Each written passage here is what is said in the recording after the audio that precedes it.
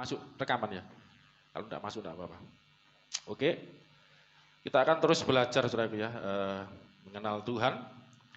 Dan kita sudah selama ini mendengar ya istilah-istilah tentang Malak Yahweh ya, malaikat Yahweh itu adalah Yahweh sendiri, Allah yang turun ya di dalam satu sosok, istilahnya begitu saudaraku ya. Kalau disimpulkan, karena Allah itu tidak bersosok istilahnya, tidak berwujud ya.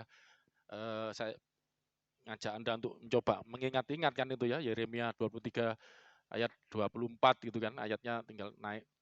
Itu Allah memenuhi langit dan bumi ya, sehingga tidak bisa diwujudkan, karena memenuhi langit bumi, wujudnya langit bumi itu seperti apa ya, tidak bisa dibatasi saudaraku ya. Dan dikatakan juga aku tidak seperti apa-apa ya, tidak ada yang seperti aku ya, Yesaya 46 ayat 9. Bahkan saudara bisa lihat di Tawarik juga ada di Raja-Raja, bagaimana ketika Salomo mentahbiskan bait suci ya, Salomo berdoa waktu itu mengatakan, dan ini ucapan Raja Salomo dalam doa, dan ini menjadi pemikiran orang Yahudi sampai hari ini, bahwa bahkan langit, segala langit gitu katanya, tidak dapat memuat engkau gitu saudara ya. Langit, segala langit tidak dapat memuat engkau. Bayangkan Allah yang besar seperti itu, Allah yang akbar, yang dahsyat seperti itu. Ya, nanti lain kali saya akan khotbah khusus ya, pencipta masuk dalam ciptaan. Ini unik saudara, tidak ada kalau tidak di Kristen itu ya. Pencipta masuk dalam ciptaan. Ya, tapi harus hati-hati mempelajarinya. Nanti kayak panteisme ya, kayak saudara ada lagi Hindu itu kan, kenapa kok ada memberikan apa ini penyembahan kepada pohon, apa itu panteisme. Jadi Allah itu bisa, Tuhan itu bisa mewujudkan dirinya atau memanifestasikan dirinya di dalam segala hal gitu loh. Makanya, tapi kita tidak seperti itu ya. Walaupun nanti Allah pencipta masuk dalam ciptaan, itu paling pertama itu kita bisa lihat waktu Adam itu kan. Minggu lalu sudah saya sampaikan jatuh dosa, lalu Allah berjalan-jalan kan, dalam itu bahasa Yunaninya en, saya yang Septuaginta itu en, ya dalam, masuk ke dalam paradeiso, Taman Eden. Bagaimana yang tidak terbatas itu bisa masuk gitu loh ke dalam Taman Eden gitu ya. Nah, ini kan luar biasa. Makanya kekristenan ini unik saudaraku ya. Kita semakin belajar dan akan semakin mengerti, dan akhirnya nanti ujung-ujungnya itu rahasia Allah di dalam Kristus gitu loh saudaraku. Bagaimana Allah yang maha besar itu tadi bisa menjadi bisa menampilkan dirinya dalam satu sosok yang ditemui Adam, ya ditemui Abraham, Hagar, bahkan ya Yakub. Kita udah belajar sampai Yakub ya kemarin terakhir ya. Sebenarnya kalau kita teruskan itu sampai ke Yosua, sebelum Yosua, Musa, orang Israel ya, mereka ngalami. Oke, kita akan, tapi sebelum saya melanjutkan, yang terakhir kan Yakub ya, bagaimana Allah menjumpai Yakub, Allah yang tidak terbatas itu dalam satu sosok yang disebut malaikat Yahweh. Minggu lalu kita belajar malaikat Yahweh itu juga disebut Allah dan manusia ya, yang ngomong beliaunya sendiri ya, malaikat Yahweh-nya itu waktu bergumul dengan Yakub memberi nama, engkau bukan lagi Yakub namamu, tapi engkau disebut Israel. Ya, saya coba cek arti nama Israel itu ya, luas banget ya. Itu juga artinya dunatos, kekuatan. Ya, jadi kuat. Ya, El itu Allah ya. Itu kamu kuat bergumul dengan Allah, dan power, you have power. Kamu punya power untuk bergumul dengan Allah, dan itu juga power sebagai pangeran, prince. Power as a prince gitu ya. Saya lihat dalam kamus Strong itu ya. Jadi banyak yang menafsirkan itu pangerannya Allah gitu ya. Pangeran karena dia punya power sebagai pangeran itu ya. Namanya diganti gitu loh saudara ya. Karena engkau bergumul dengan Allah dan manusia dan engkau sanggup. Nah, terjemahnya Indonesia menang. Yunaninya enggak, Ibraninya juga enggak. Yakol bahasa Ibraninya itu kuat. Ya, dinatos bahasa Yunani di Septuaginta. Kuat, engkau sanggup. Itu diterjemahkan di Hosea 12. Ya, ini saya ulangi sedikit-sedikit. Jadi engkau bergumul dengan Allah dan manusia. Oh, itu ya. Jadi malaikat Yahweh-nya ngomong, kamu sudah bergumul dengan aku kan, ini Allah dan manusia, dan kau sanggup.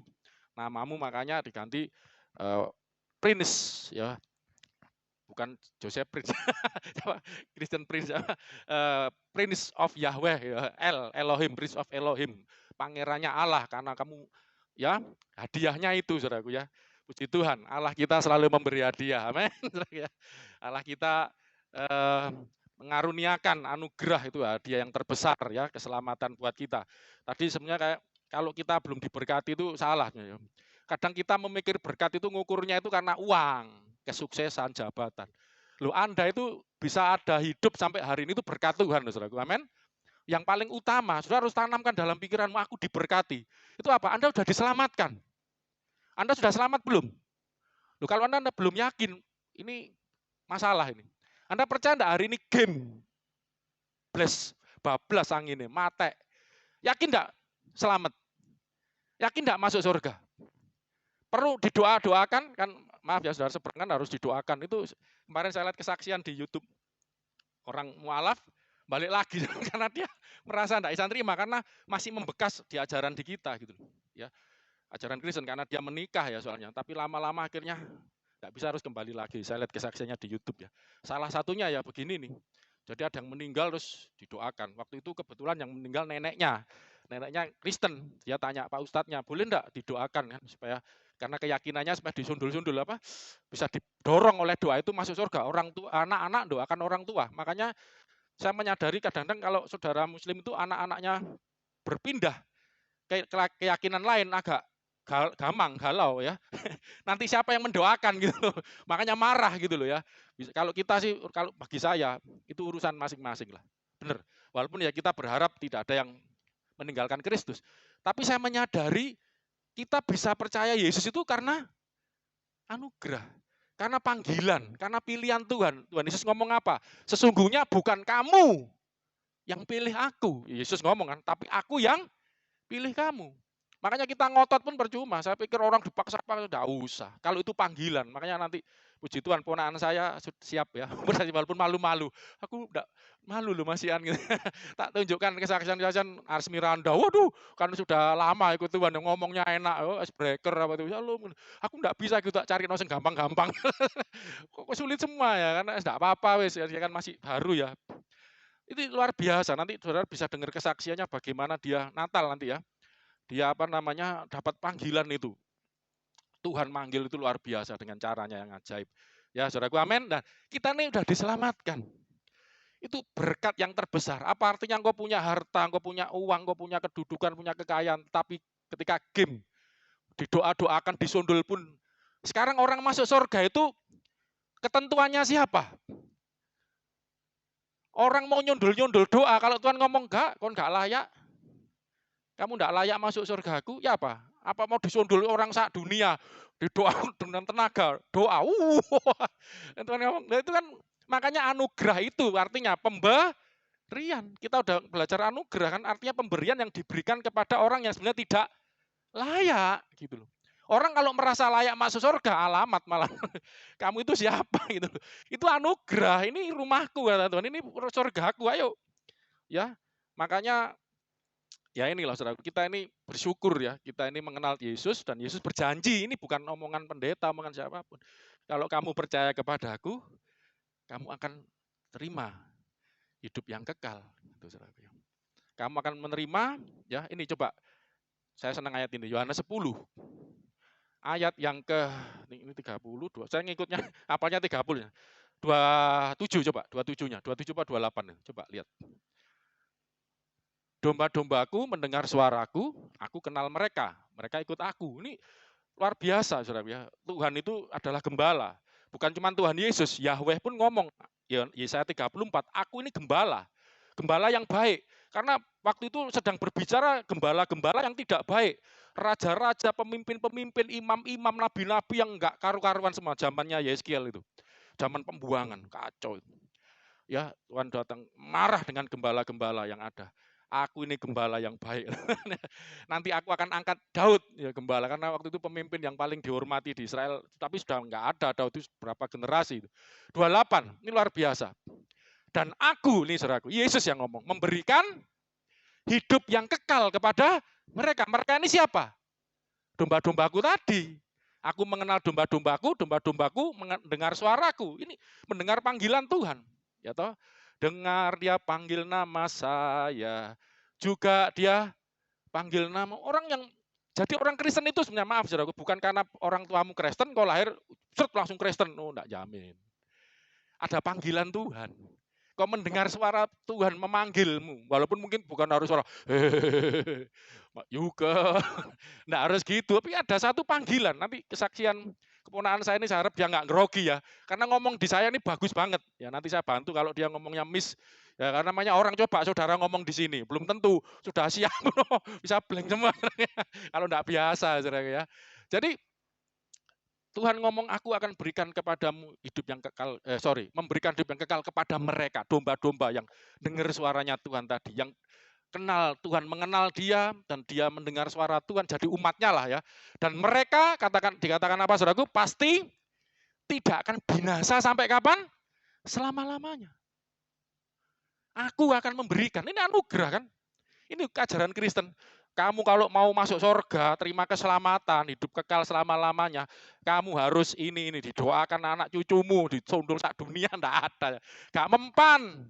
Tapi aku memberikan hidup yang kekal. Karena Tuhan yang berikan. Ini kalau gini ini apa nabi, saudara? Makanya orang Kristen kalau dipaksa, ya saya lihat kalau dari diskusi itu selalu menganggap kita ini keliru, dianggap agama seberang ya. Kok nabi kok dituhankan? Sekarang gini loh, kalau yang ngomong seperti ini siapa? Aku akan memberikan hidup yang kekal. Dan mereka yang diberikan kekal pasti, tidak ada kata pastinya loh, bukan insya Allah loh nih ya. Pasti, bukan mudah-mudahan. Semoga-moga ya, ya bisa iya, bisa enggak, pasti. Katakan pasti, 1, 2, 3. Pasti. Yang ngomong siapa? Siapa yang ngomong ini? Tuhan Yesus. Ya toh, aku mengenal domba-dombaku mendengar suaraku, dan aku akan memberikan hidup yang kekal kepada mereka, dan mereka, domba-dombaku ini pasti tidak akan binasa sampai, bahkan hanya tidak akan binasa, dan seorang pun tidak dapat merebut mereka dari tanganku. Loh, ini apa nabi bisa ngomong gini? Musa saja enggak berani. Ini loh, makanya orang Kristen itu dipaksa, ini enggak nabi. Iya, nabi nek ngomong kayak gini apa? Bahkan ayat 30-nya aku dan Bapa satu. Nah, selanjutnya coba ini 29-nya. Bapakku yang memberikan mereka kepadaku lebih besar dari siapapun, dan seorang pun tidak dapat merebut mereka. Mereka yang diselamatkan tadi dari tangan Bapa. Dari tanganku tidak bisa, dari tangan Bapa tidak bisa, karena ayat 30. Lah inilah ayat ini munculnya dari sini. Karena apa? Aku dan Bapa adalah satu.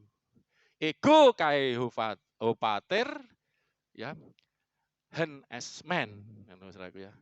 Satu adanya gitu ya. Hen itu satu, esmen itu untuk jamak adanya. 2 hypostasis ya, saya sudah ngajarin itu. Adalah satu dalam kuasa. Ya, satu dalam kealahan gitu ya, substansi kealahan. Oke, nanti tambah belajar tambah ngerti lah. Kita nih kalau ada Yesus ngomong seperti ini, saudara merasa sebagai orang yang diberkati enggak?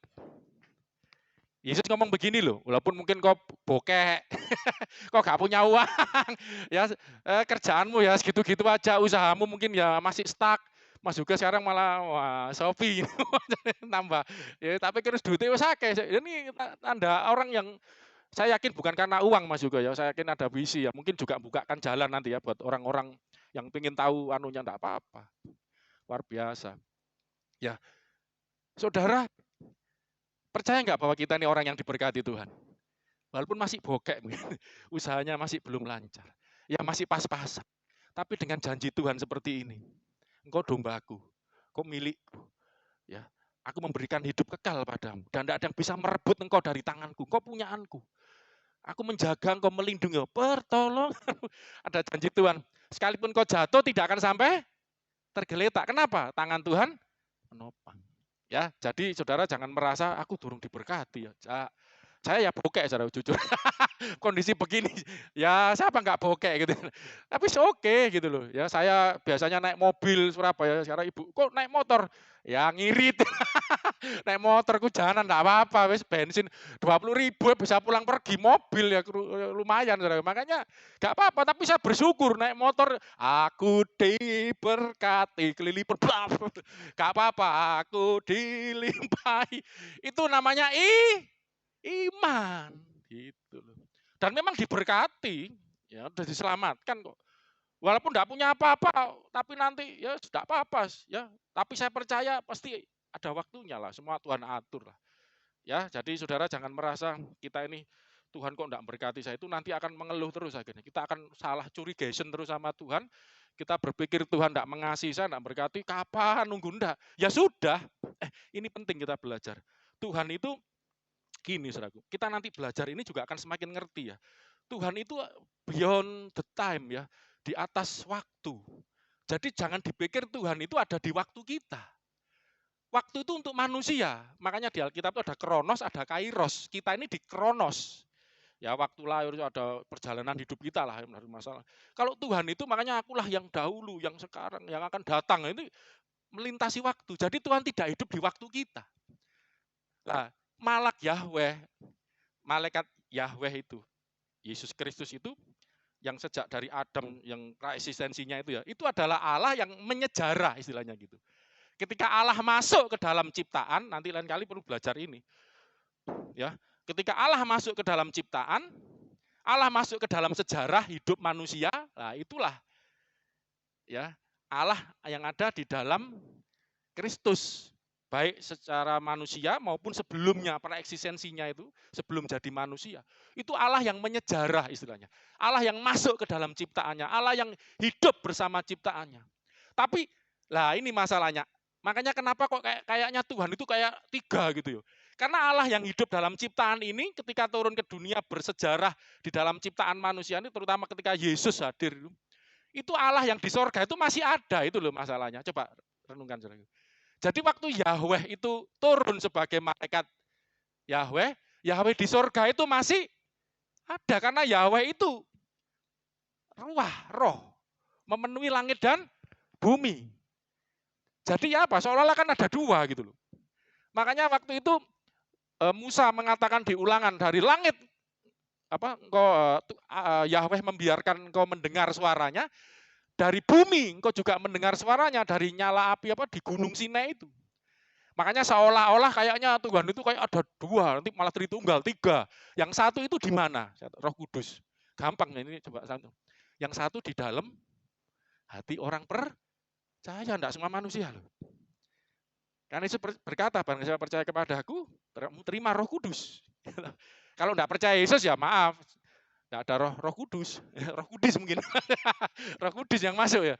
Makanya anak Tuhan itu Allah juga di dalam dirinya itu roh yang di dalam, rohnya Allah, rohnya Kristus tinggal dalam kita. Seolah-olah kayaknya tiga kan, yang di surga, yang menyatakan diri, yang ning jerone awake dhewe lah, itu kan. Tapi Allah itu satu. Tapi kami berdua bahkan bertiga itu ada ayatnya nanti adalah satu. Ya. Ya ini satunya Allah itu dengan manusia beda ya. Oke, kita akan lanjut. Saya akan tunjukkan, saya sudah janji minggu lalu ya, bahwa malaikat Yahweh itu adalah anak Allah. Ya. Nanti judulnya kira-kira malaikat Yahweh, biar meringkas tulisan sama dengan itu adalah malaikat Yahweh adalah anak Allah. Sama dengan anak Allah, tanda kurung nanti tak ajarin pra-eksistensi Yesus Kristus. Jadi sebelum Yesus Kristus datang Natal yang akan kita peringati, itu sudah ada sebagai malak Yahweh ini, itu disebut juga anak Allah. Saya akan tunjukkan. Saya akan jelaskan, ini bukan penafsiran saya. Ini penafsirannya Septuaginta. Katakan Septuaginta, 1, 2, 3. Septuaginta, bahasa Inggrisnya Septuagint ya. Itu artinya 70. Ada 72 tepatnya, rabi-rabi Yahudi, rebai-rebai Yahudi itu, mereka itu di Alexandria, itu ngumpul untuk menerjemahkan Alkitab, kitab tanah itu ya, tanah itu Taurah, Nevim, Ketuvim ya. Taurah itu kitab Taurat, Nevim itu kitab para nabi, dan itu Ketuvim, tulisan-tulisan suci yang mereka miliki dari bahasa Ibrani ke dalam bahasa Yunani. Ya, karena waktu itu orang-orang Israel ketika yang sudah hancur ya, terpecah dua, tinggal kerajaan Yehuda itu dibuang sampai ke Babel segala macam, itu di bahasa yang dipakai itu sudah kayak bahasa Ibrani itu sudah mulai tidak umum dipakai. Mereka berbicara bahasa yang umum waktu itu bahasa Aram, namanya ya. Sehingga mereka sudah tidak menguasai lagi bahasa Ibrani. Ya kayak kita lah, Hono Coroko. Pak Hari masih bisa Hono Coroko, Pak? Tulisannya aja enggak bisa ya. Bacanya enggak bisa, artinya apalagi ya, kira-kira begitulah. Itu kayak Honocoро ke orang Yahudi sudah enggak bisa.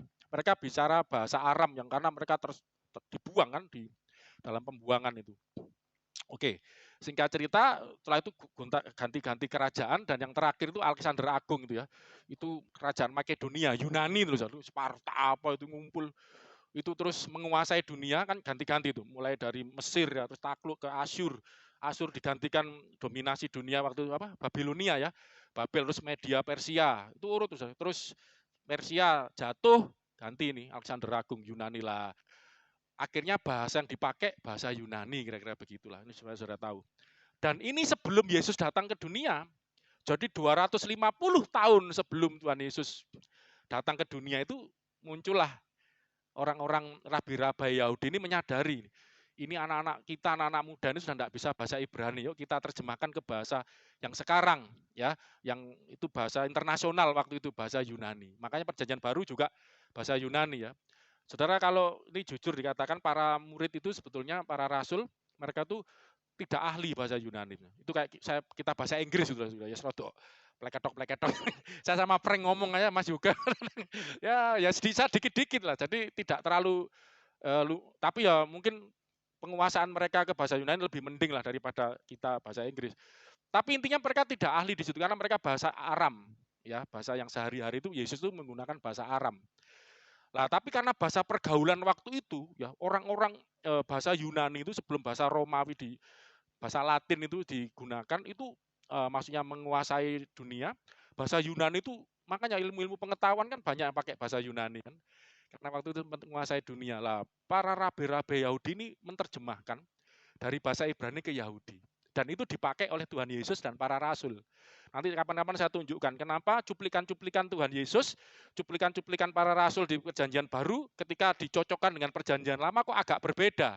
Karena memang yang dipakai ini terjemahan Yunani ini. Yang namanya apa? Tadi Septuaginta. Artinya apa? 70. Ya, dan itu nanti tulisan Latinnya LXX itu. L sama X 2 kali. Ya. Saudara bisa download itu. Itu ada di HP itu gampang saya punya ini ya. Makanya saya bisa pakai ini dan saya gunakan untuk belajar. Nah, di dalam Septuaginta ini kita akan temukan paling tidak ada dua, nanti setelah itu saya jabarkan yang lain. Ada dua ayat di mana rabi-rabi Yahudi ini menafsirkan. Kita lihat dulu Daniel pasal 3 ayat 25. Tapi sebelum ayat ini menunjukkan tentang malaikat Yahweh dalam bahasa Ibrani dan Yunani. Nanti kita lihat Septuaginta ya. Mungkin di situ nggak ada, saya dari HP saya. Ini kisah di mana Sadrak, Mesak dan Abednego. Ya, Sadrak, Mesak dan Abednego. Sadrak, Mesak dan Abednego adalah 3 orang Yahudi yang dibuang ke Babel, ya, dan dipekerjakan menjadi sida-sida lah ya, pekerja untuk raja di situ, Raja Nebukadnezar, dan mereka karena takluk ya orang Yahudi takluk dibuang ke Babel, ada yang kerja di istana termasuk Daniel. Waktu ini Daniel tidak diceritakan, ada kemungkinan ditafsirkan dia lagi tugas kan dia bertugas keliling ya memantau daerah-daerah jajahan yang lain ya. Dia tuh bertugas di istana juga. Sadrak Mesak Abednego waktu lagi di situ itu ada perintah dari Raja Nebukadnezar karena dipengaruhi orang-orang sekitarnya untuk ini saudaraku membuat suatu perintah yaitu untuk menyembah dia gitu ya. Dia membuat ikon, di situ terjemahkan patung itu bisa namanya ikon. Jadi ikonnya dia bahasa Septuaginta disebut ikon, itu patungnya dia yaitu yang mirip dengan ya seperti dia dan itu harus disembah. Ketika ada musik berbunyi semua harus ngadep ke patung itu nyembah yaitu ada jadi pasal 3 baca semua panjang nanti ya. Dan saya mau ke 25 coba 20 19 sampai 20 19. Ini masuk ke sini nanti saya lompat-lompat ya biar cepat. Maka meluaplah kegeraman Nebukadnezar, air mukanya berubah terhadap Sadrak, Mesak dan Abednego. Marah karena tidak mau nyembah. Ketika ditanya alasannya, harus baca sendiri ya alasannya karena kami menyembah Allah ya yang benar, ya Allah Yahweh itu ya. Bahkan kalau Allah Yahweh tidak nolong kami pun kan hukumannya dibuang ke dapur api. Kami pun tetap akan percaya. Ya toh? Kami akan tetap tidak akan menyembah patung Tuanku, kami akan tetap menyembah Yahweh. Marah Nebukadnezar.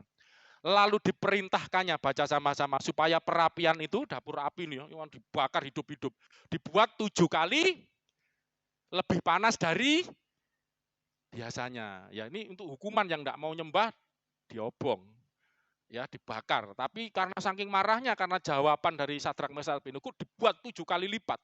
Dan akhirnya 20 kepada beberapa orang yang sangat kuat dari tentaranya. Wah, dititahkannya mengikat Sadrak Mesak Abednego, mencampakkan mereka dalam perapian nyala-nyala itu.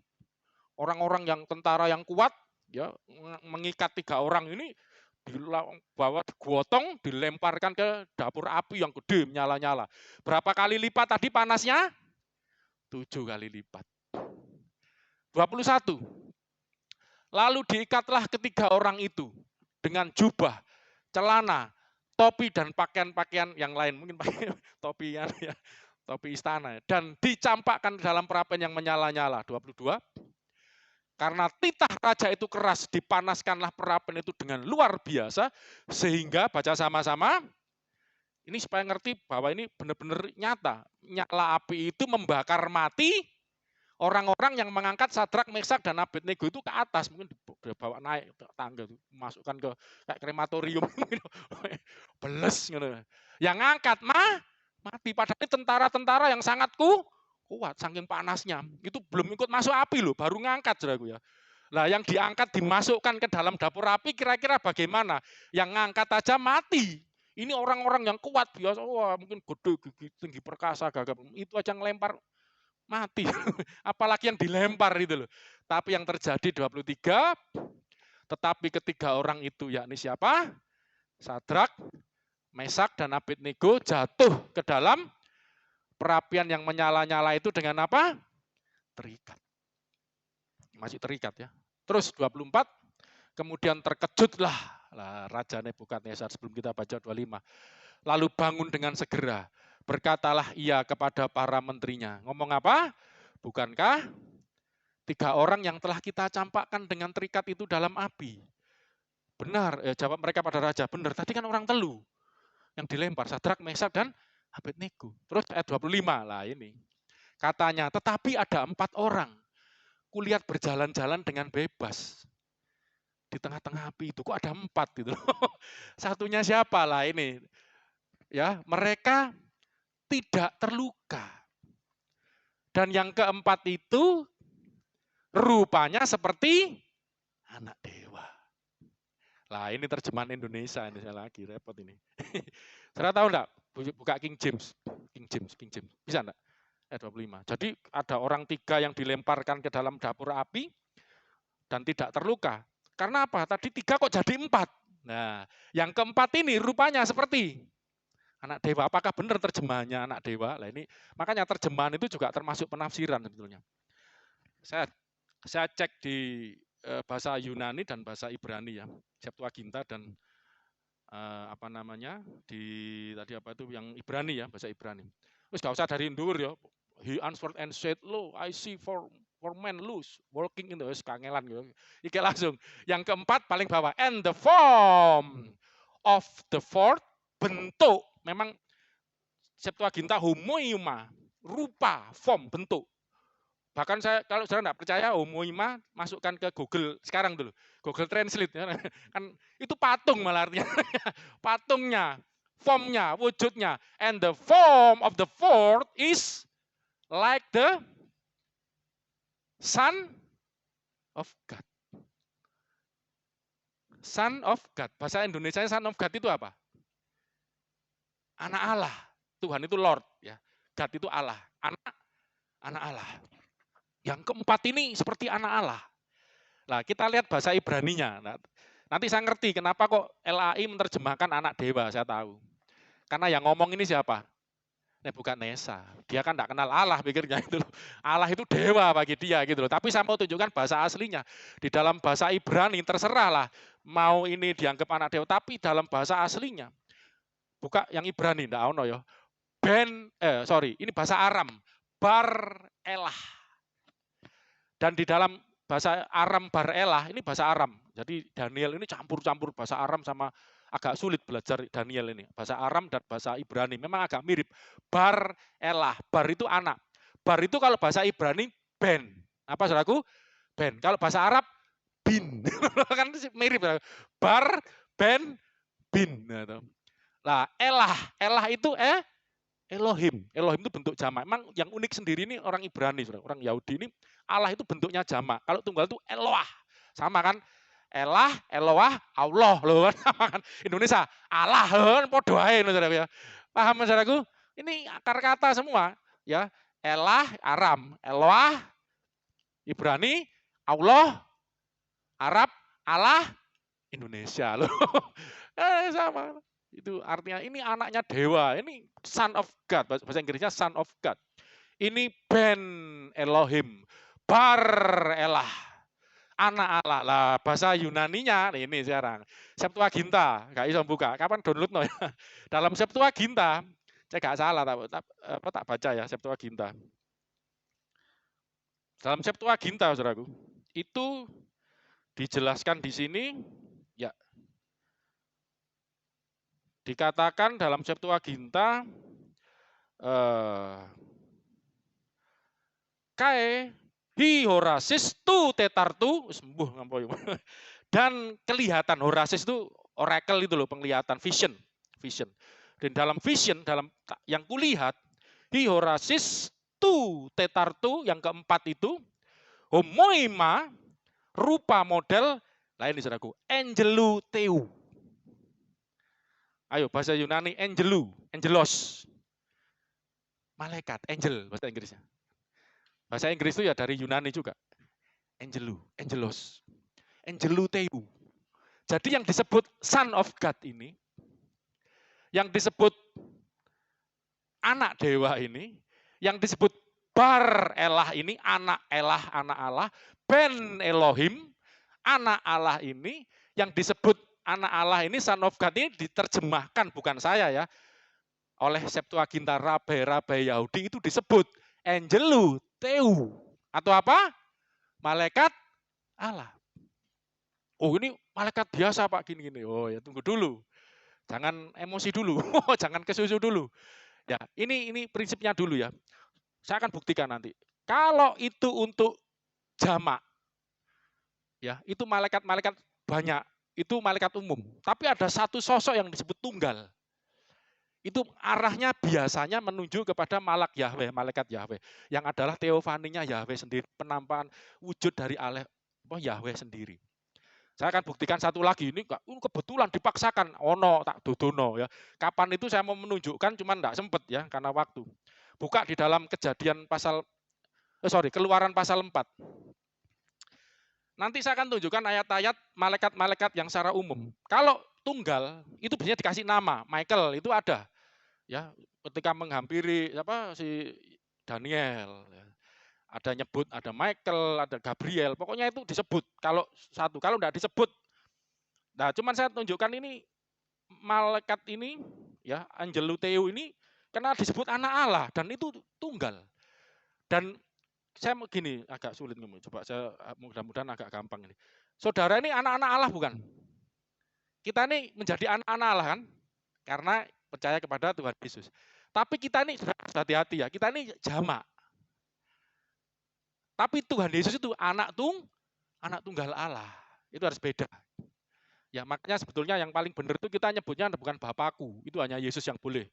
Karena tunggal, kita Bapa kami. Yesus makanya ngajar ngomong, kalau berdoa, Bapa kami. Saya akan tunjukkan, anak-anak Allah. Kalau kita ini bukan anak Allah sebenarnya. Kita harus hati-hati, ini belajar teologi ya saudaraku ya. Kalau kita sekarang menyebut diri kita ini anak-anak Allah. Bahasa Inggrisnya jelas, children of God. Jamak, bentuk jamak gitu loh. Saudara enggak boleh, saya anak Allah. Oh, ngeri saudara, anak Allah itu Yesus. Tapi saya ini anak-anak Allah, ini anak raja gak apa, aku anak raja gak apa lah, tapi aku anak Allah lu, ngeri ya. Tapi kita ini, ya ini nggak apa, belajar teologi ya, agak lebih dalam. Kita ini anak-anak Allah, ya ingat ya bentuknya jamak, ya ini penting loh, kadang-kadang kita nggak sadar, aku anak Allah lu, oh, kalau ngalahi Yesus, itu karena nggak ngerti aja, tapi sekarang udah ngerti, kita ini anak-anak Allah. Makanya ada malaikat-malaikat Allah, tapi ada yang malaikat Allah yang tunggal itu. Satu-satunya, makanya dikunci oleh Alkitab Perjanjian Baru. Ya, anak tunggal, monogenis, tunggal, mono, nggak ada yang lain. Ya, genis auto, monogenis huios, anak Allah. Oke, kita akan lihat tadi saya bilang apa? Keluaran pasal 4 ya. Ini kejadian ketika dialami Musa. Pasal 3 itu ada panggilan Musa kepada apa namanya? Siapa? Ketika dipanggil Tuhan untuk melayani ya, dipanggil menjadi membebaskan umat Israel. Itu ada ayat di mana di pasal 4. Ini kejadian setelah Musa dipanggil Tuhan. Tapi kita coba pasal 3 dulu aja nanti biar urut ya. Pasal 3 itu kita lihat ayat 2, 3, 4, 2, mulai 2 biar cepat lah. Keluaran 3, 2. Lalu malaikat Yahweh, Tuhan huruf besar semua ini bacanya apa saudaraku ya? Yahweh. Lalu malaikat Yahweh menampakkan diri kepadanya, ini Musa dalam nyala api yang keluar dari semak duri. Iya, Musa melihat tampak semak duri nyala tapi tidak dimakan api. Terus ayat ketiga Musa tertarik melihat, baiklah aku menyimpang ke sana melihat penglihatan yang hebat itu, mengapa tidak terbakar semak duri. Ayat 4 ini penting. Lalu ayat 4, ketika dilihat Yahweh atau Tuhan bahwa Musa menyimpang untuk memeriksanya, berserulah Allah atau Elohim dari tengah-tengah apa? Semak duri. Allah berseru dari mana? Tengah-tengah semak duri. Tadi yang ada di tengah-tengah semak duri itu siapa? Ayat 2 tadi. Malaikat Yahweh, malaikat Tuhan. Ayat 2 tadi loh, coba ayat 2. Kalau baca Alkitab seliti ayat 2, coba. Lalu malaikat Yahweh, malaikat Tuhan menampakkan diri kepadanya pada Musa di dalam apa? Nyala api. Jadi dalam nyala api itu ada siapa? Malaikat Yahweh. Terus ayat 4, yang berseru dari tengah-tengah nyala api tadi disebut siapa? Lalu berserulah Allah dari tengah-tengah semak duri itu. Ya saudara, ya apa? Ini loh, ini nggak ngawur ini. Nanti saya tunjukkan lagi. Musa, yang menjawab, ya Allah. Ayat 6, langsung lompat aja ya. Ayat 5-nya, tempat ini kudus, lepaskan kakimu. Apa? Lepaskan kaki lah gimana. Ayat 6, lalu ia berfirman, lah, yang Allah yang dari tengah-tengah semak duri tadi, itu adalah penampakan malaikat Yahweh. Ya, disebut Allah. Ngomongnya apa? Ayat 6.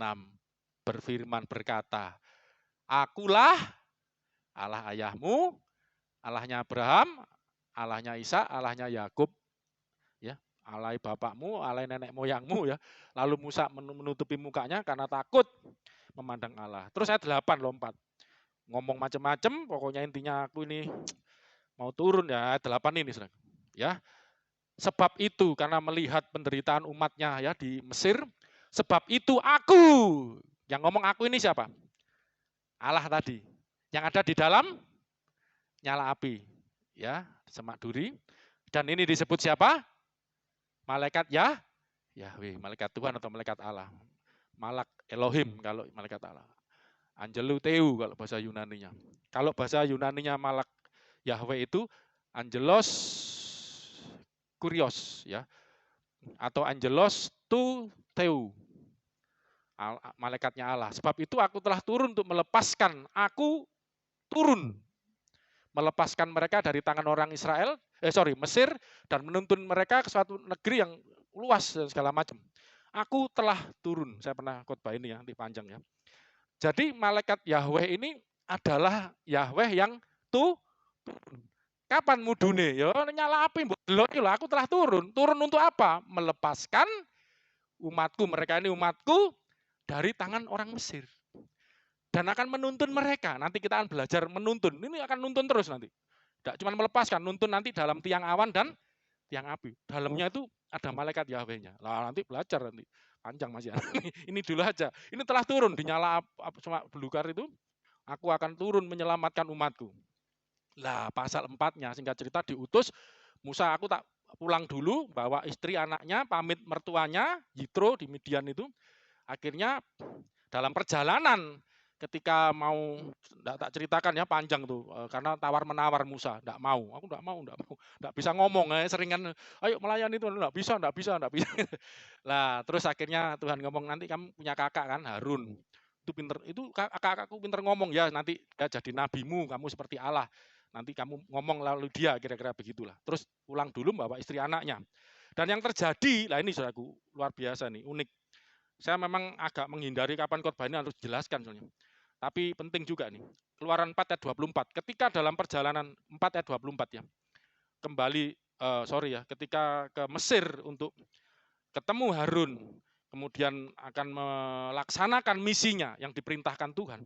Dalam perjalanan itu Musa ketemu dengan Tuhan. Lah ini saudaraku. Kita akan melihat. Tetapi di tengah jalan, dalam perjalanan itu, di suatu tempat bermalam, Yahweh, Tuhan ini huruf besar semua ya, bertemu dengan Musa dan berikhtiar untuk membunuhnya. Nah ini saudara, ini kan harus jelaskan jadinya. Saya mau, padahal Yahweh di sini ini di Septuaginta itu Angelos Kuriu, loh ya apa? Malaikat Tuhan, malaikat Kuriu itu Tuhan ya, Yahweh. Atau orang Ibrani enggak berani ya menyebut nama Yahweh ya. Nah kalau kita untuk belajar ya, mereka mengganti dengan Adonai atau Tuhan, bahasa Ibrani, ke Yunaninya Kurios, ya Tuhan. Angelos Kurios. Cuman perlu dijelaskan enggak, kenapa kok Tuhan mau membunuh Musa? Ini alamat ini ya, 25 mau enggak mau harus jelaskan ya, ayat bawahnya ini. Sudah diutus, kalau yang enggak ngerti, apa karena di atas bulet ya, disuruh itu bulet, kayak kekean. Jangan aku enggak bisa, ini orang lain. Makanya nabi-nabi itu ketika ketemu Tuhan itu Yesaya, celaka aku mati ya. Banyak yang, tapi beda dengan Yesus ya. Nanti kapan-kapan kita bandingkan. Saya pernah waktu itu lagi belajar karena melihat orang Yahudi nantang Yesus ya. Dengan siapa engkau dibandingkan? Bapak-bapak leluhur kami mati, nabi-nabi mati. Waktu itu Yesus ngomong, kalau kamu percaya padaku, kamu tidak akan mati. Ya, kamu akan hidup selama-lamanya. Loh, kamu ini siapa gitu ya. Nah, kita bandingkan cara panggilan aja. Musa, nabi terbesar orang Yahudi, dipanggil aja bulet ya kayak. Kalau Yesus enggak perlu berarti itu. Enggak ada, Yesus dipanggil itu enggak ada. Karena dia bukan manusia. Seperti nabi-nabi umumnya. Justru Yesus waktu dibaptis keluar dari air, itu tanda persiapan untuk pelayanannya. Enggak perlu dipanggil, inilah peneguhan. Yang ada peneguhan. Jadi Yesus enggak ngalami panggilan. Semua nabi ngalami panggilan. Saudara cari itu. Yesaya dipanggil, Yeremia, Yeskiel dapat penglihatan Allah itu dahsyat, seperti berasa itu gambarkan Yeskiel itu dapat panggilan semua. Sampai Daniel lemes siapa ya waktu dapat penglihatan itu sampai tulangnya kayaknya luluh lantak semua. Semua dapat panggilan sama nabi. Tapi Yesus, makanya kita dipaksa Yesus itu Nabi Isa Al-Masih enggak bisa. Yesus itu enggak pernah dipanggil. Yesus diteguhkan, inilah anakku yang kukasih. Ini anak Allah. Dengarkan dia. Ya, gitu. Oke. Cepat aja jelaskannya ya, 25. Lalu Sipora mengambil pisau batu, zaman dulu pisaunya, dipotongnya mungkin enggak Pak pisau, dipotongnya kulit katan anaknya, kulit katan, disunat. Kemudian disentuhnya dengan kulit itu kaki Musa sambil berkata, sesungguhnya engkau pengantin darah bagiku. Ya, kakinya Musa. Terus 26. Lalu Yahweh membiarkan Musa pengantin darah. Ini terjemahan tafsirkan dari kata Sipora waktu itu, karena mengingat sunat itu. Sunat itu diturunkan zaman Abraham. Orang Yahudi harus disunat umur 8 hari. Dan saya mau tanya, Musa ketika di Israel, waktu ikut di Mesir, kumpul orang Israel, disunat. Waktu menikah, dia kan sebelum dipanggil, 40 tahun dia hilang dari panggilan. Ya, dari rencana Tuhan, karena waktu itu dia melarikan diri ya ke Midian. Saya mau tanya, ini kan anaknya ini udah lumayan gede. Sudah disunat atau belum anaknya tadi, saudaraku? Belum.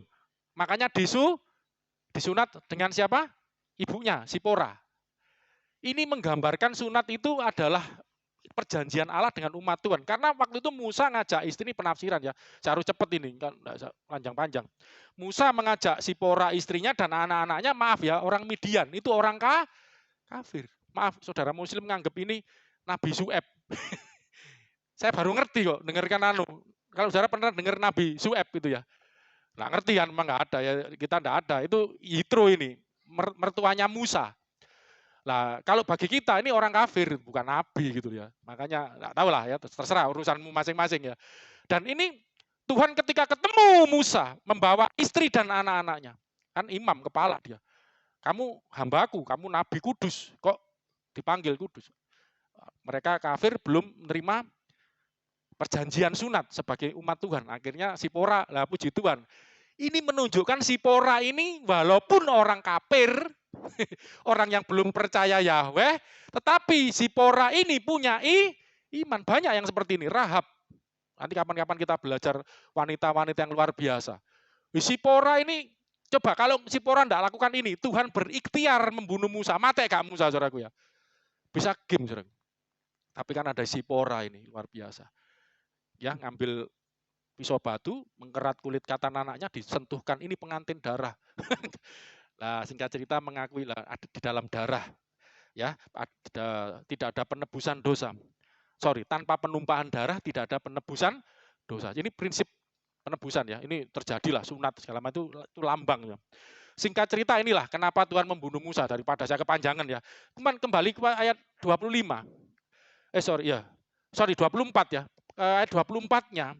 Di situ dikatakan Tuhan bertemu dengan Musa. Saya mau tanya, Yahweh itu wujudnya apa? Ketika bertemu dengan Musa. Kalau di semak duri tadi berupa malaikat. Ketika di sini enggak disebutkan kan. Tapi coba Anda kalau teliti baca, Yahweh itu adalah roh memenuhi langit dan bumi. Langit segala langit tidak bisa menampung ya. Tidak bisa menampung kebesarannya. Ketika bertemu Musa dalam wujud apa? Lah, Septuaginta, rabi-rabi Yahudi menerjemahkannya sebagai angelos kuriou. Apa saudaraku? Artinya apa? Bahasa Yunani ini, bahasa Indonesianya malaikat Tuhan, malaikat Yahweh. Kok bisa? Tadi kan aku telah turun. Karena kuncinya ini penting. Nanti ketika saya akan bawa mungkin minggu depan ya. Saudara tahu enggak bagaimana Tuhan membebaskan Yahweh yang ngomong aku telah turun untuk membebaskan umatku, menuntun umatku yang diperbudak di Mesir. Dalam wujud apa, saudara? Itu nanti di pasal 11, 12 Yahweh itu berjalan di tengah di Meso, di tengah ya Mesir. Ya. Di tengah-tengah Mesir aku berjalan untuk membunuh anak-anak sulung. Lah berjalan itu seperti apa lah ini? Makanya aku telah turun sebagai malaikat ya. Dan kita buktikan dari Septuaginta ini Yahweh di sini diterjemahkan dan sekaligus ditafsirkan oleh rabai-rabai Yahudi, ini adalah malaikat Yahweh. Jadi Yahweh yang bertemu Musa ini disebut malaikat Yahweh. Sederhananya gini, kalau Yahweh kita sebut Yahweh atau Elohim Allah itu tidak bersosok. Tetapi ketika mewujudkan dirinya sebagai suatu sosok, itu disebut malaikat Yahweh. Amin, saudaraku? Jelas? Termasuk yang ada di dalam Sadrak Mesat Abednego, ketika dibuang dapur api, ada yang hihoresis tu tertau ya, yang keempat tadi tetartou, yang keempat tetar itu 4 ya. Yang keempat itu homoima, berupa, serupa, berwujud angelu teu. Ya. Malaikat Allah. Lah ini ketika ketemu Musa, Yahweh diterjemahkan. Jadi rabi-rabi Yahudi ini piye ini? Oh, ini malaikat Yahweh. Bukan saya. Siapa yang menafsirkan ini, menerjemahkan ini? Rabi-rabi Yahudi dalam kitab Septuaginta. Lah, ini tadi. Orang Ibrani, bahasa Ibrani ini Barelah kalau bahasa Aram. Wis mumet kabeh. Bahasa Arabnya Barelah, anak Allah. Bahasa Ibraninya Ben Elohim. Mas juga ya kau belajar ngarepku dhewe jalan. Anak Allah. Jadi anak Allah itu disebut malaikat Yahweh. Jadi atau malaikat Yahweh itu disebut oleh orang Ibrani sebagai Ben Elohim. Nah, saya akan tunjukkan ayat-ayat yang mendukung. Pada umumnya anak-anak Allah itu di Alkitab pertama kali muncul ini, saudaraku, Kejadian 6. Kejadian 6. Nanti saya akan tunjukkan. Ini banyak yang salah menafsir ini, Kejadian 6. Enggak apa, sudah belajar dikit-dikit lah. Kejadian 6 ini banyak yang salah menafsir ini. Disebut anak Allah. Kejadian 6 ayat 1, 2. Ketika manusia mulai bertambah banyak jumlahnya di muka bumi, dan bagi mereka lahir anak-anak perempuan, ayat 2, anak-anak manusia ya. Maka, baca sama-sama, anak-anak Allah melihat. Tadi ada anak-anak manusia, ada anak-anak Allah ini. Anak-anak perempuan manusia itu cantik-cantik lalu ngambil istri dan segala macam lah. Lah anak-anak Allah ini siapa? Karena nanti ayat selanjutnya ini yang terjemahkan ngeri biar Anda tahu ya. Ada muncul ini, 3 terus. Akhirnya lahirlah, berfirmanlah, ini loncat ya. Ini Tuhan terus, rohku tidak akan selama-lamanya tinggal dalam manusia, manusia daging. Ayat 4, pada waktu itulah, ini saudaraku baca sama-sama. Pada waktu itu, orang-orang raksasa ada di bumi. Pernah baca ini? Oh ada raksasa. Nah ini terjemahnya megalo, orang besar, orang-orang tinggi gede gitu saudaraku ya. Lah ini ditafsirkan dan juga pada waktu sesudahnya, pada waktu ketika lah terjadi karena apa?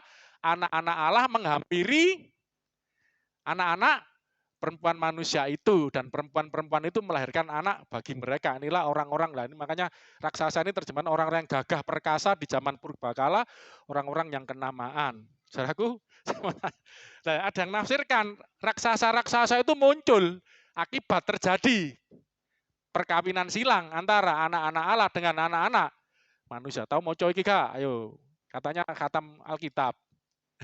Ya tahu, makanya kalau baca aja nggak diperdalam lewat. Nah banyak yang menafsirkan anak-anak Allah ini malaikat. Tapi saya tidak setuju. Gampang. Kita ini pegangannya apa? Enggak awur-awuran tafsir. Yesus saja yang ngomong. Ngomong apa? Malaikat itu tidak makan minum dan tidak kawin mengawinkan. Ya apa bisa kawin ini, punya anak. Berarti ini bukan malaikat. Dan memang di Septuaginta saya tunjukkan yang diterjemahkan ada. Baneha Elohim. Ya, anak-anak Allah. Tapi untuk anak-anak Allah ini ada di dalam Ayub. Kelihatan pada saya. Ayub pasal 1 ayat 6. Ayub pasal 1 ayat 6. Ini kejadian Ayub. Jadi jangan salah ya. Raksasa itu juga bukan raksasa megalomen. Orang-orang gagah perkasa lah, orang-orang ya dianggap raksasa itu terakhir itu Goliat itu ya, masih sisa-sisa Goliat itu ya. Dianggap itu turunan sisa-sisa orang enak. Makanya ini saudaraku juga perlu ngerti kenapa Tuhan itu bawa orang Israel tuntun, nanti saya akan sampai ke sana. Masuk merebut Kanaan. Tuhan kok jahat. Itu kan sudah ada negerinya orang. Kok Tuhan kok bawa orang Israel kok enggak? Kenapa negeri yang kosong? Merebut, membunuh sampai itu ditumpes saudaraku. Itu nanti saudara bisa bedakan ya. Kalau perintah tumpes sampai anak cendil, sampai habis, itu untuk orang Kanaan. Tapi kalau di luar Kanaan, itu boleh. Enggak dibunuh sampai habis, kalau mereka nyerah malah jadi sekutu. Orang Gibeon segala macam. Tapi ini enggak. Saudara nanti akan bisa lihat ada ayat-ayat di mana memang Tuhan itu mau numpas, mau hukum seperti Sodom Gomora. Karena kejahatannya sudah sampai sundul langit lah bahasa Jawa. Dan orang-orang raksasa, orang Israel, saudara tahu enggak, waktu 12 pengintai, yang 10 pengintai gentaran, wah kita jangan ke situ, Tuhan itu ngawur tanda petik, kok kita dibunuh, kenapa? Itu raksasa-raksasa semua, kita seperti belalang. Karena waktu ngintai lihat kok gede-gede, kita seperti belalang. Ya. Tapi Yosua sama Kaleb, no, kita telan mereka gitu ya, luar biasa. Karena masih, dan yang terakhir dibunuh Daud itu, Goliat itu keturunan terakhir itu. Ya, lah ini kira-kira begitulah. Nanti penafsiran lebih lanjut ya. Cuman ayat ini saya seneng ayat-ayat seperti itu ya. Pada suatu hari Ayub ya, datanglah anak-anak Allah lah ini. Baneha Elohim bahasa Ibraninya. Baneha itu jamak. Kalau ben itu tunggal, ben Elohim. Tadi kan untuk yang keempat itu ben Elohim. Ya. Anak Allah, son of God, the son of God. Kalau ini dalam pertemuan di sorga digambarkan ya. Suatu hari datanglah anak-anak Allah menghadap Yahweh, dan di antara mereka anak-anak Allah itu Baneha Elohim tadi, datanglah juga iblis. Buka Septuaginta.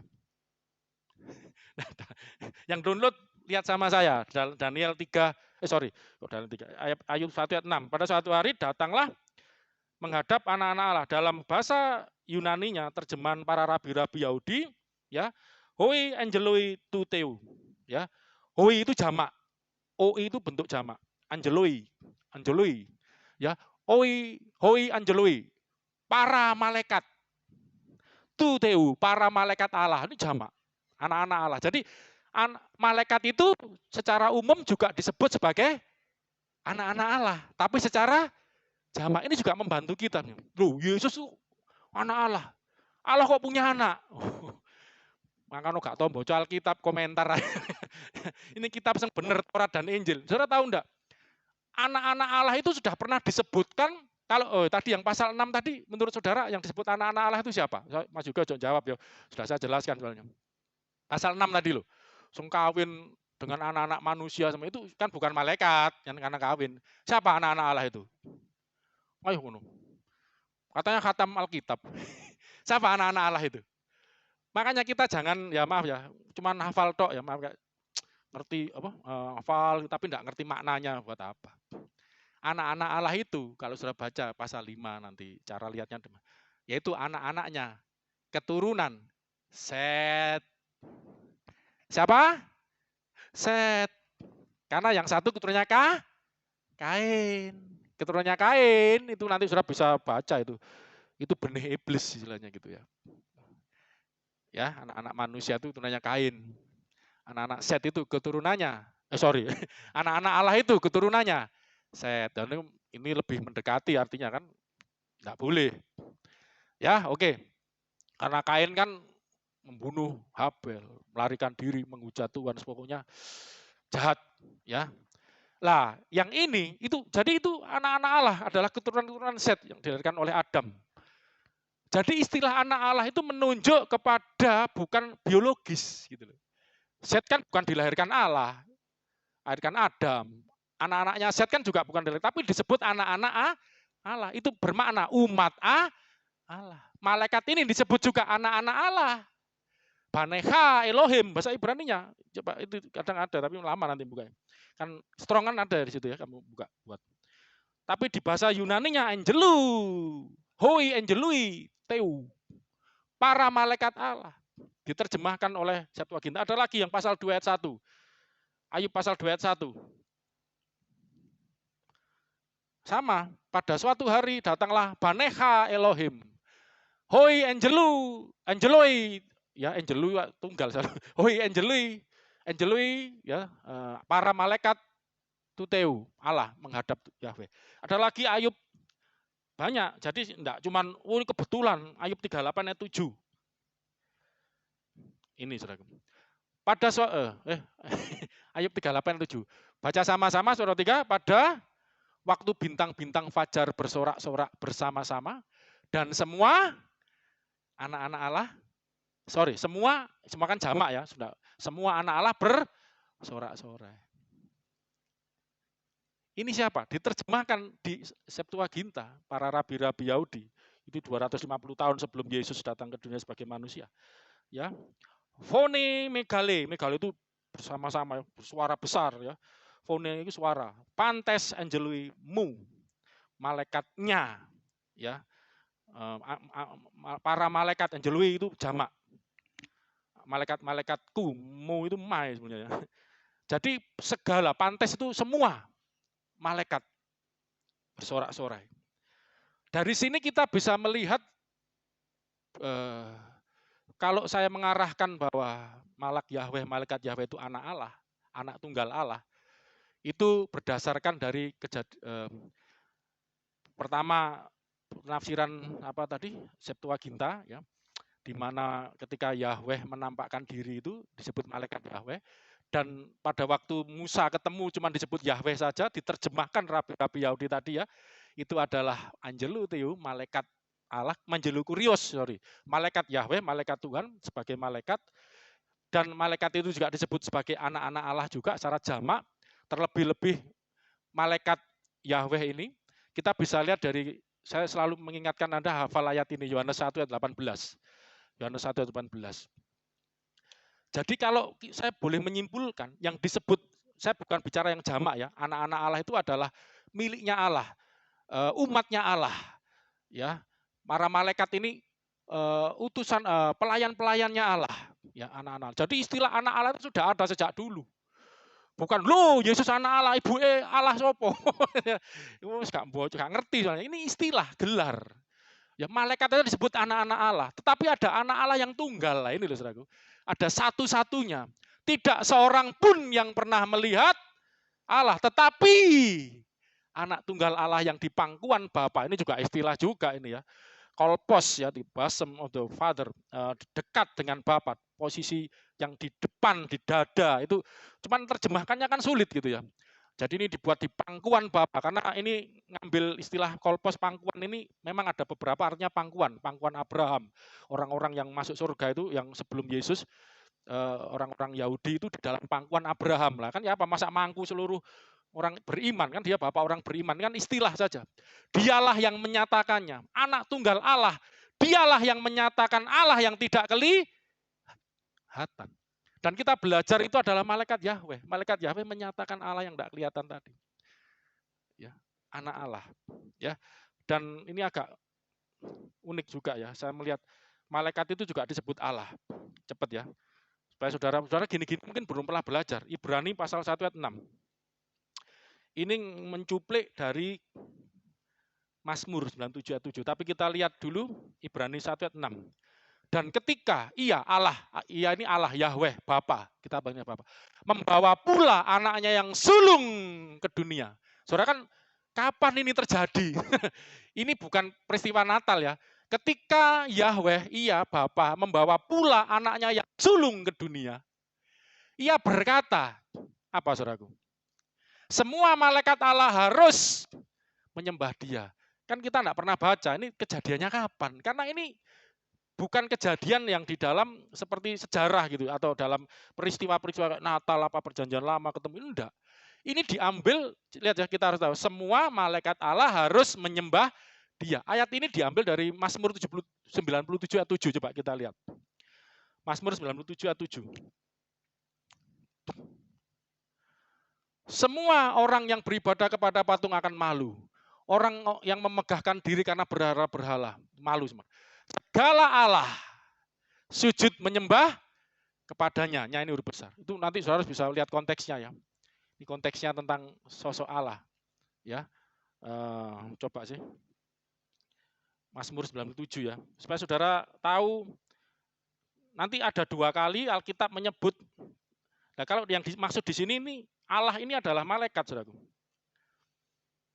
Coba saya baca dengan cepat aja ayat 1 ya. Tuhan itu adalah raja, konteksnya ya. Yahweh adalah raja, biarlah bumi bersorak-sorai, biarlah banyak pulau bersuka cita, awan kekelaman sekeliling dia, segala macam, api menjalar di hadapannya, mau sampai kilat-kilatnya menerangi tentang kebesaran Yahweh ya. Gunung-gunung luluh lilin di hadapan Yahweh, di hadapan Tuhan seluruh bumi langit beritan keadilannya. Semua orang yang beribadah kepada patung bukan malu, semua orang segala Allah sujud menyembah kepadanya. Segala Allah ini diterjemahkan di dalam Septuaginta. Kembali lagi Septuaginta. Di dalam LXX itu ya, Septuaginta, proskunisate auto pantes oi angelo auto. Jadi menyembah kepada dia segala malaikatnya. Ya.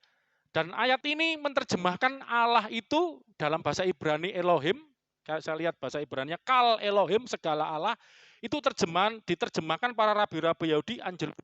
Oh, tapi jamak. Nah, saudara kan aneh kok malaikat juga disebut Allah. Saudara mungkin belum pernah baca ini. Coba ya, terakhir lah.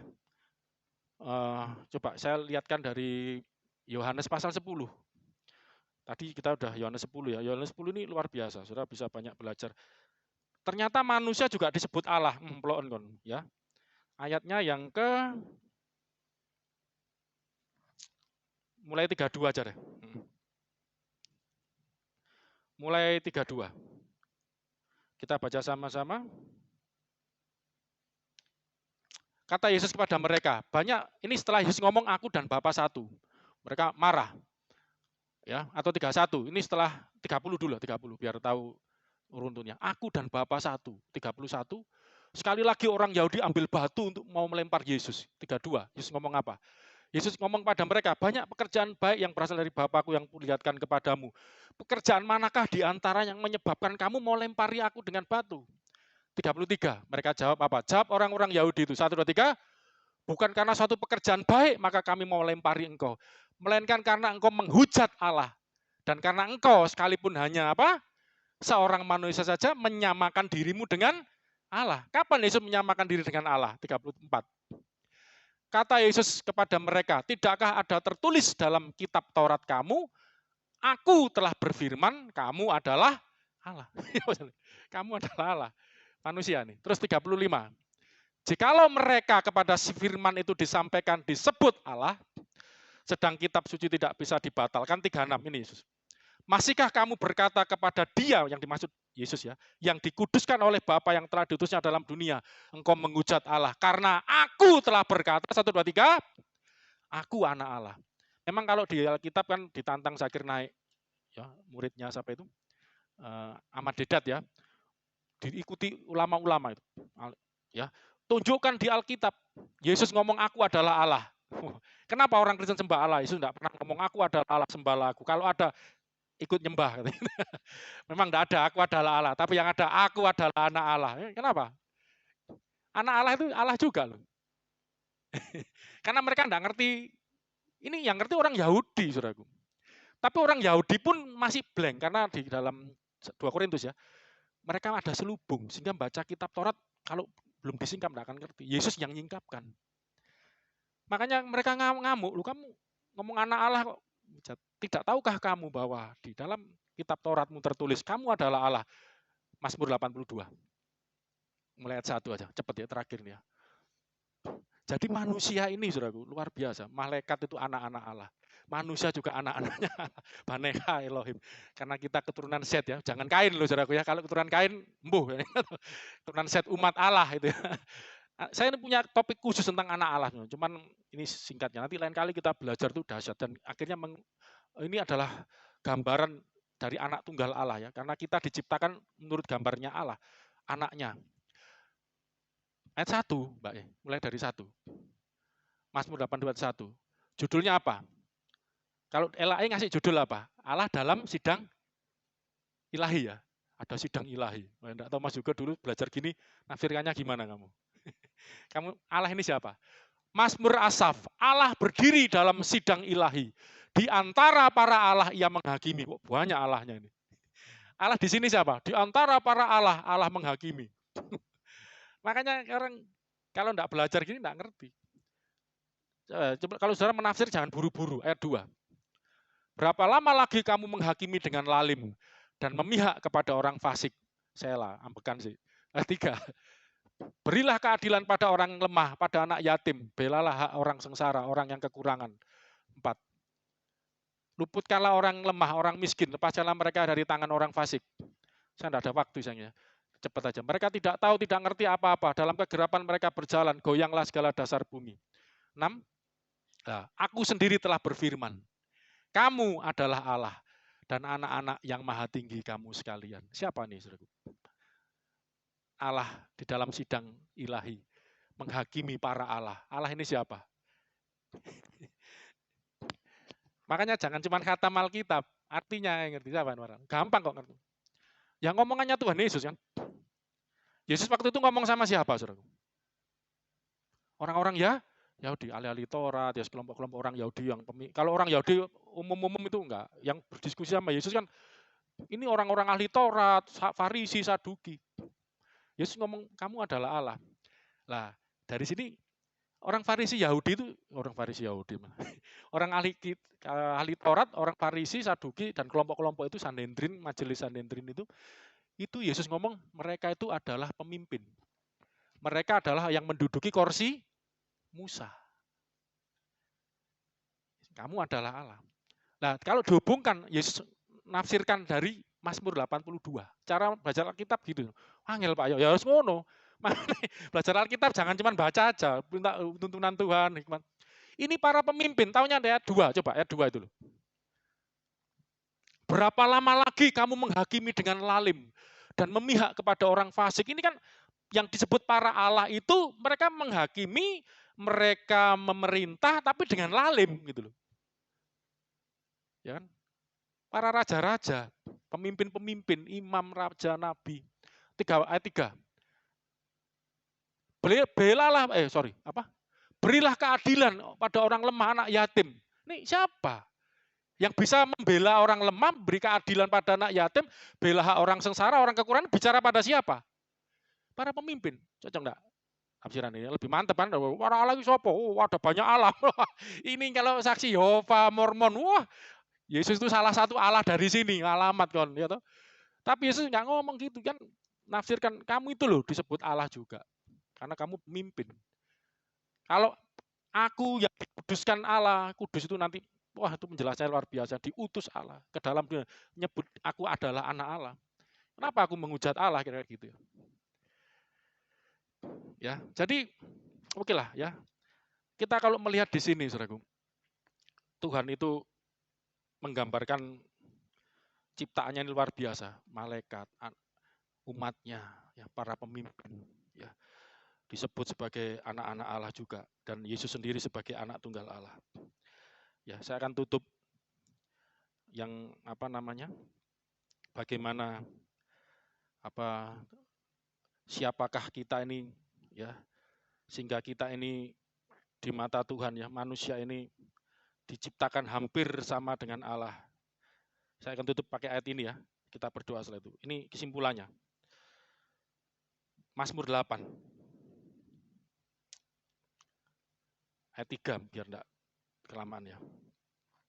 Jika aku melihat langitmu, buatan jarimu, bulan dan bintang, bintang yang kau tempatkan. Betapa ajaib ya ciptaan Tuhan. Apakah manusia sehingga engkau mengingatnya? Apakah anak manusia sehingga engkau mengindahkannya? Baca sama-sama 5, 1, 2, 3. Namun engkau telah membuatnya hampir sama seperti Allah.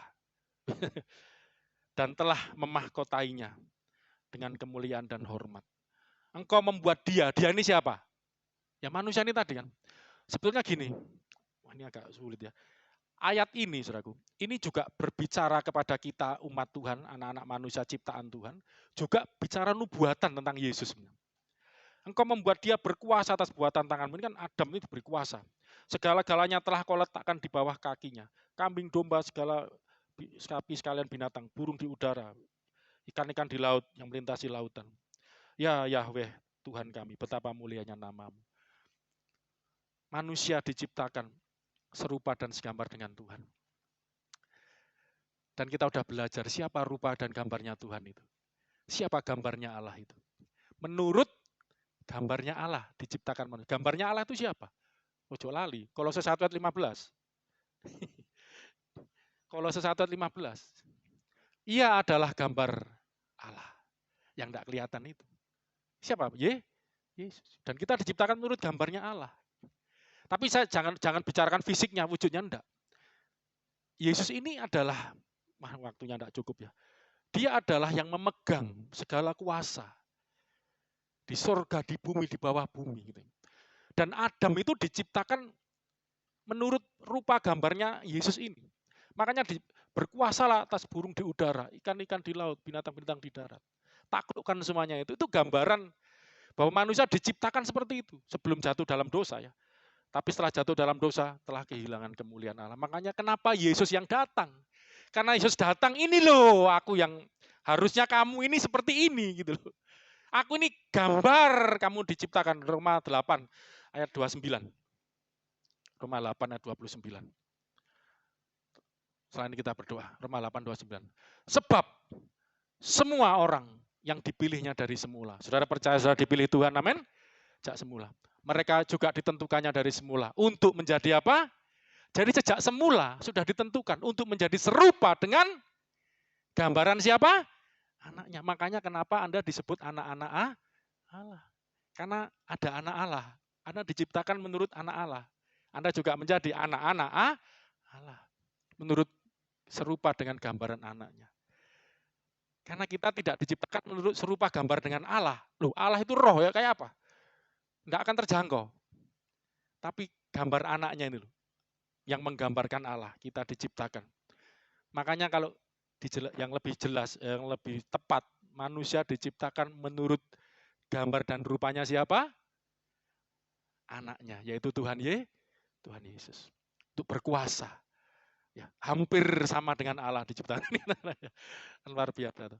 Untuk berkuasa atas segala ciptanya. Saya mau kita anak Tuhan, ya, jangan merasa aku belum diberkati. Merasa aku lemah.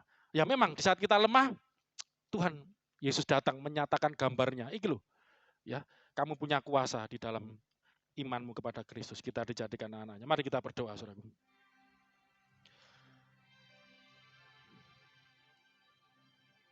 Dari semula telah kau tetapkan hidupku dalam tanganmu, dalam rencanamu Tuhan. Rencana indah telah kau siapkan bagi masa depanku yang penuh harapan. Dari semula telah kau tetapkan hidupku dalam tanganmu, dalam rencanamu Tuhan. Rencana indah telah kau siapkan bagi masa depanku yang penuh harapan. Semua baik, segala yang telah kau perbuat di dalam hidupku. Semua baik, sungguh teramat baik.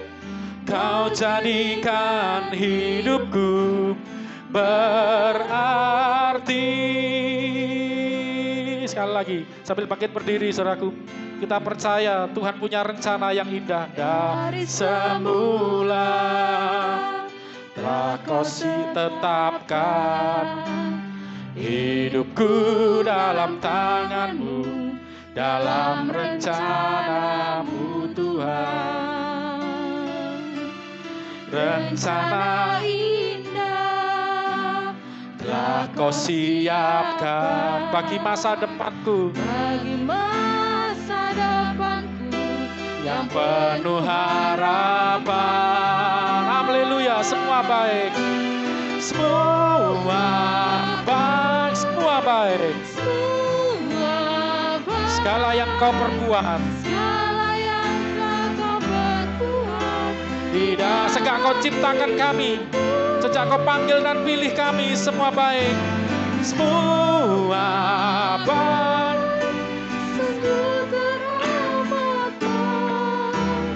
Kau jadikan hidupku berarti.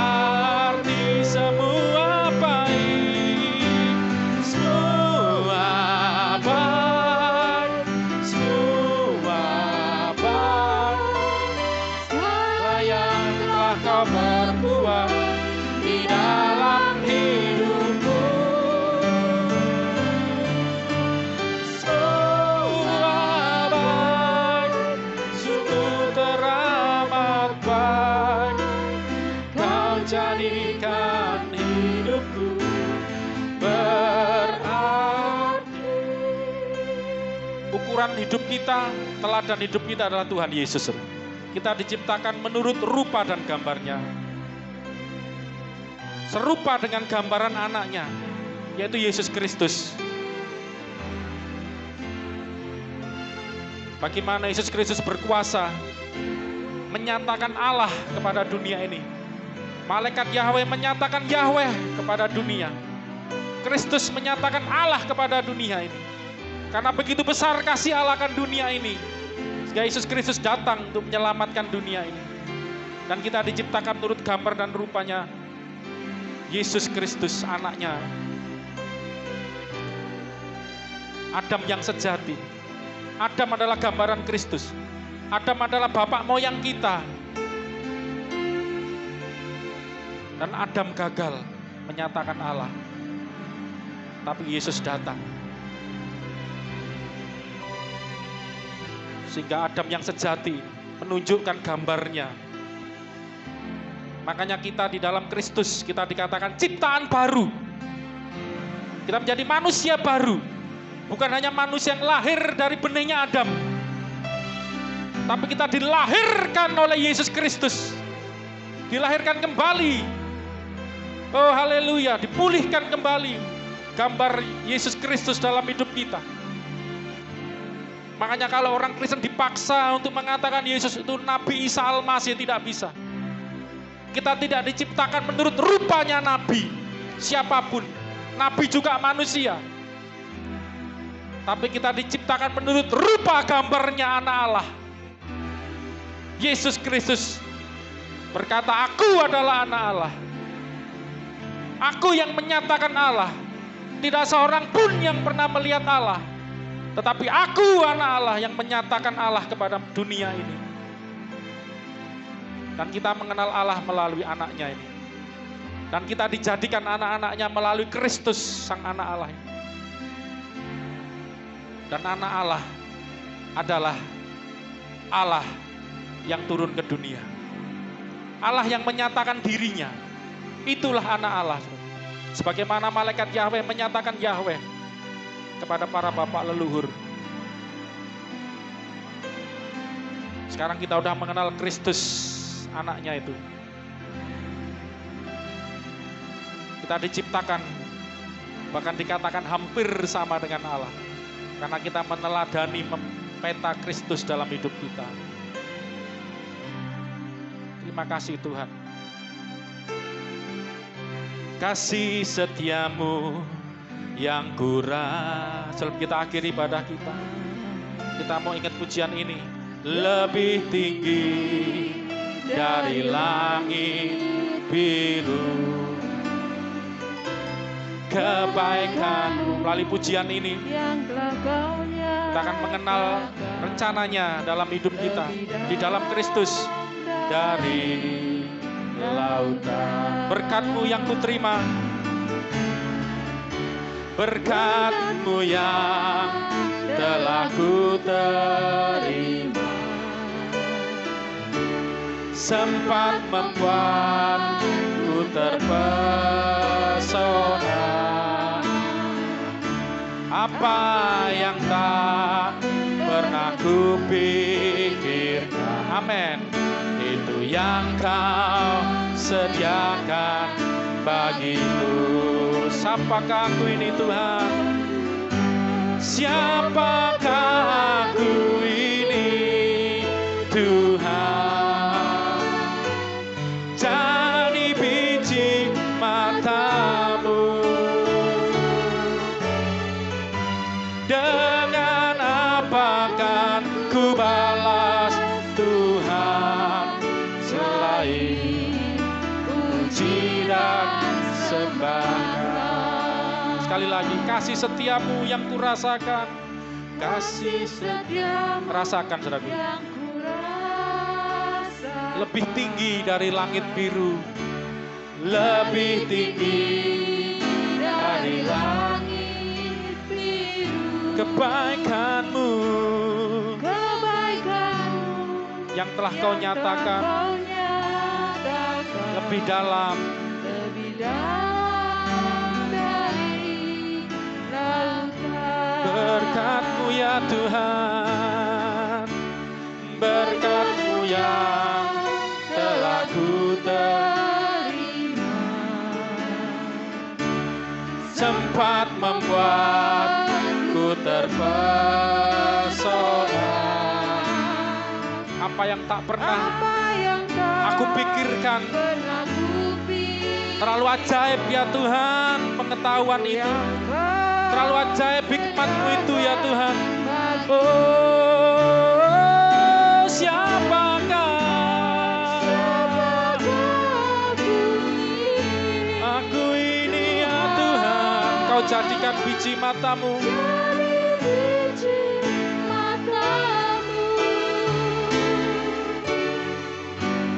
Dengan apakah ku balas Tuhan selain puji dan sekali lagi, siapakah aku ini Tuhan?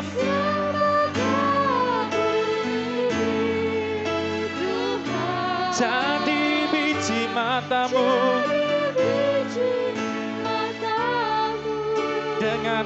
apa ku balas? Dengan apakah ku balas Tuhan Selain puji dan sembah Kau. dengan apa ku balas? Dengan apa ku balas Tuhan? Dengan apa akan ku balas? Dengan apa ku balas? Dengan apa ku balas? Dengan apa akan ku balas Tuhan? Selain puji dan sembah Kau. Mari sembah Dia. Kita mau membalas cintanya Tuhan. Kita memuji, menyembah Tuhan. Kita beribadah, berbakti kepada Tuhan bukan supaya masuk surga. Kita sudah diselamatkan. Dan aku telah menyelamatkan mereka, umatku, kata Tuhan. Dan pasti tidak ada yang binasa. Dan tidak ada yang sanggup merebut mereka dari tanganku. Dan Bapa yang memberikan mereka kepadaku lebih besar dari siapapun. Dan tidak ada yang sanggup merebut mereka dari tangan Bapakku. Aku dan Bapa adalah satu. Haleluya. Kita menjadi umatnya, kita menjadi miliknya.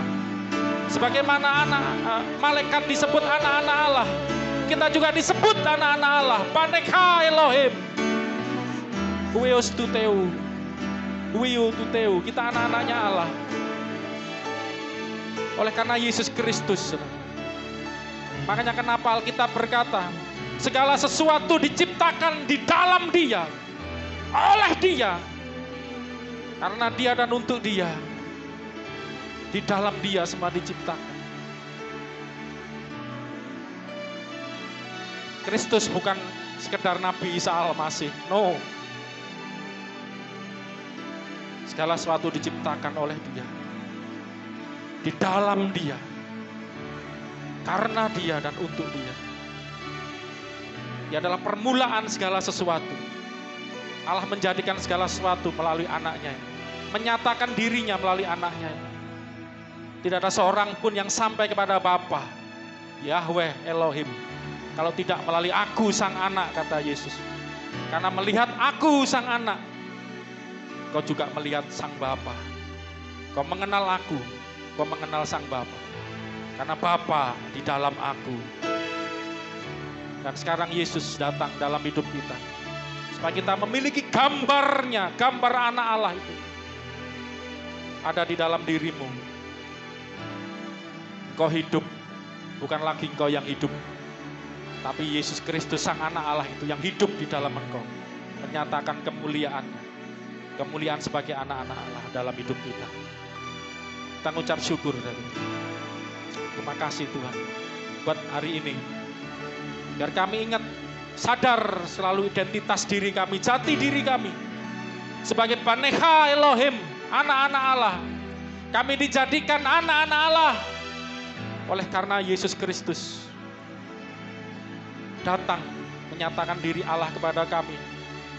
Kami diciptakan kembali, recreate menjadi ciptaan yang baru. Turut gambaran Yesus Kristus sang anak Allah. Yang kami dijadikan anak-anaknya. Terima kasih Tuhan. Kami mau ingat selalu bahwa kami anak-anak-Mu oleh karena Yesus Kristus yang telah membuat semuanya ini. Dan kami hidup sebagai anak-anak Allah. Sebagai anak-anak Allah. Terima kasih Tuhan. Biar anak-anak-Mu pulang dengan penuh iman. Anak-anak-Mu pulang dengan penuh keyakinan. Mereka sadar siapa diri mereka sekarang. Terima kasih Tuhan. Siapakah aku ini Tuhan? Jadi biji mata-Mu.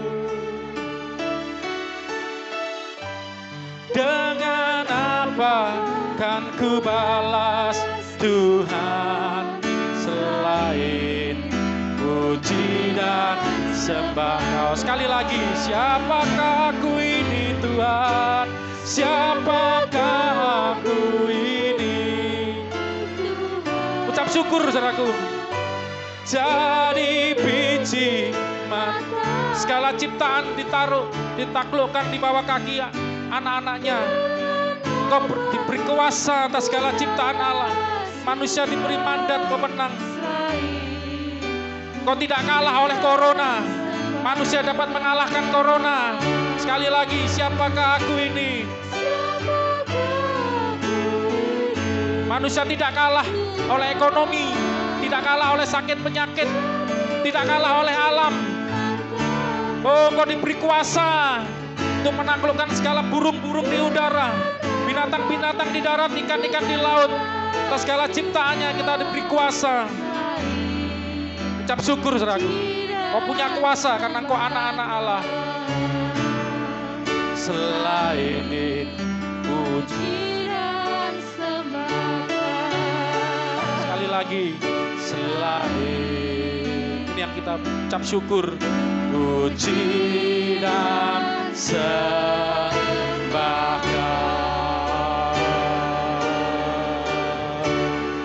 Di dalam nama Sang Bapa dan Sang Putranya yang menyatakan Bapa kepada dunia ini. Kasihnya Bapa, kemuliaannya Bapa, kuasanya Bapa, rencananya Bapa. Sehingga mereka yang percaya menerima Sang Anak memiliki Bapa dalam hidupnya. Dan memiliki rohnya Bapa, roh suci dalam hidupnya.